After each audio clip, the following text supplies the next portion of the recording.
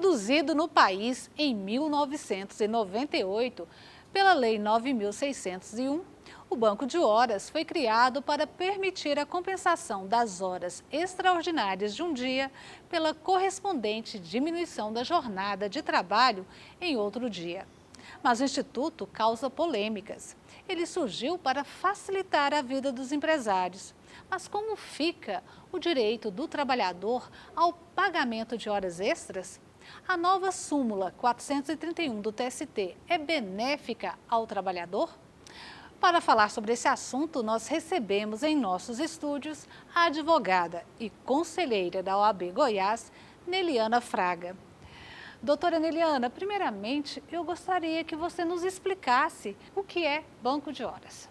Bom, banco de horas é uma ferramenta de controle de jornada que somente pode ser instituída através de acordo ou convenção coletiva que visa flexibilizar a questão da jornada extraordinária, onde o empregado desempenha horas extraordinárias em um dia e pode haver a respectiva compensação em outro, sem que o empregador tenha que pagar as horas extras, porque já foram compensadas com a folga.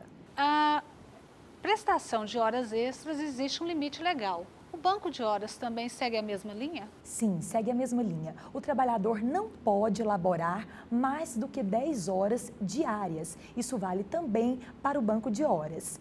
E dentro disto, essas horas extraordinárias devem ser compensadas no período máximo de um ano. Ao final dos 12 meses, o banco de horas necessariamente precisa ser zerado.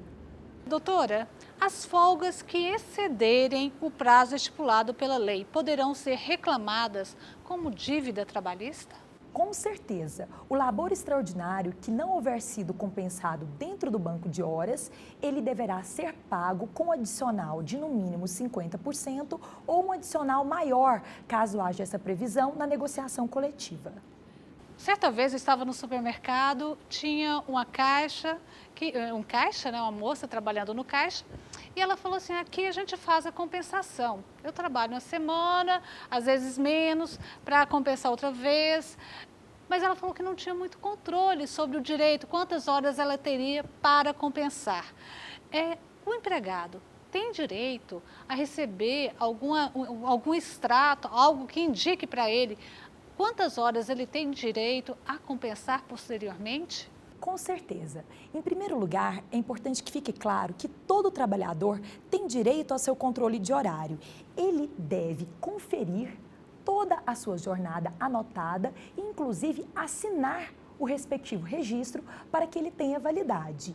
E as convenções e acordos coletivos que prevêem o banco de horas, elas também estipulam que o empregador deve conceder um extrato ao trabalhador para que ele tenha esse controle.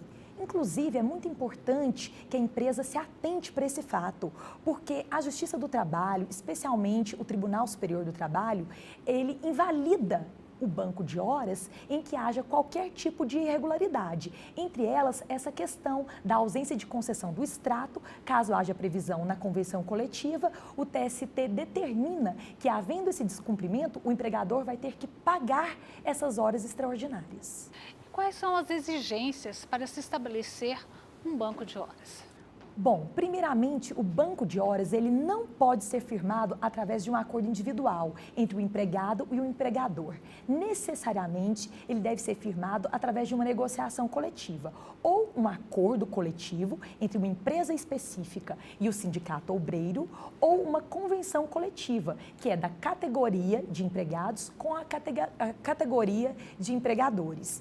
E no caso, o limite de horas, como já dito, ele deve ser observado. Limite máximo de 10 horas e a compensação dentro do prazo de um ano. São os requisitos básicos essenciais. E qual a diferença da compensação prevista na súmula 85 com a do banco de horas? Realmente existe uma diferença entre estes dois institutos. Pela súmula 85, trata-se de uma compensação que ela deve ocorrer semanal e ela é prevista para uma situação eventual. Não pode haver o labor extraordinário sempre de uma forma corriqueira. E por ser algo eventual, esse tipo de compensação ele pode ser firmado através de um acordo individual, diferente com o que ocorre no banco de horas, que necessariamente só pode ser feito através da negociação coletiva. Através da compensação da súmula 85, ela pode ser feita tanto pela negociação coletiva quanto pela uma negociação individual. E o prazo para compensação da súmula 85, o prazo ele deve ser semanal, essa compensação deve ocorrer, né? E através de um labor eventual, extraordinariamente. E o banco de horas, a compensação, o prazo pode ocorrer dentro de um ano e essas horas extras podem ser habituais. E o banco de horas, ele beneficia apenas o empregador ou o empregado também sai ganhando com essa forma de prestação de serviço, vamos dizer, de jornada de trabalho, não é? Na época da criação da lei, em 1998, ela veio em um momento de recessão econômica.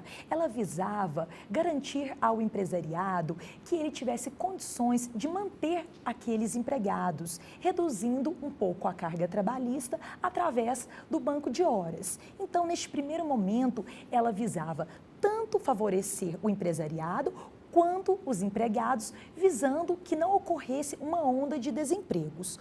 Hoje em dia, a lei permanece em vigor, aplica-se o banco de horas e nós verificamos que, se ele for bem aplicado, se o empresariado atender os requisitos legais, ele é vantajoso para ambas as partes. O problema, e que deve ser combatido, são as empresas que desvirtuam o banco de horas, aquelas empresas que extrapolam a jornada prevista legalmente, as empresas que não concedem as folgas. Mas o banco de horas em si, ele traz vantagens para ambas as partes. O problema é quando ele é desvirtuado e a Justiça do Trabalho está aí para combater isso.